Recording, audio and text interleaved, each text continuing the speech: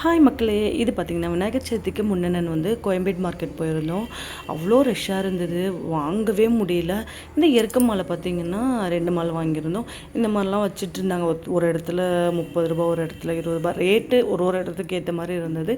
அங்கேயே நான் எல்லாமே வாங்கிட்டு வந்தேன். இந்த நாட்டுக்கான பார்த்திங்கன்னா பொறி பார்த்திங்கன்னா அதிலவே நமக்கு உடச்சக்கல்ல இந்த அவல் எல்லாமே சேர்ந்தே இருந்தது. பூ பார்த்திங்கன்னா இது 100 ரூபா அரசியர். இந்த மல்லிப்பூ பார்த்திங்கன்னா இங்கே எதிர்க்க ஒருத்தர் மார்க்கெட்டில் இருக்க அவர் கட்டின பூவே 200 ரூபாய்க்கு எனக்கு கொடுத்தாரு. அப்புறம் அருகம்புல் வாங்கியிருந்தேன். ரோஸ் பார்த்திங்கன்னா 50 ரூபான்னு கொடுத்துருந்தாங்க 1/4 கிலோ. சூப்பராக இருந்தது. இது பார்த்திங்கன்னா விநாயகர் சதுர்த்திக்கு முன்னே காலையில் போயிட்டு காய்கறி எதுவுமே இல்லைன்னு சொல்லிட்டு வெங்காயம் பார்த்திங்கன்னா 3 கிலோ 100 ரூபான்னு சொல்லிட்டு வாங்கியிருந்தேன். எல்லாமே 1/4 கிலோ. எங்கள் வீட்டு பக்கத்துலேயே ஒரு கடை இருக்குது, அந்த பாட்டி கடை ரொம்ப சீப் அண்ட் பெஸ்ட்டாக இருக்கும். தக்காளியும் பார்த்திங்கன்னா கிலோ 60 ரூபான்னு சொல்லிட்டு இருந்தாங்க. இன்னும் ரேட்டு ஏறும்னு சொன்னாங்க.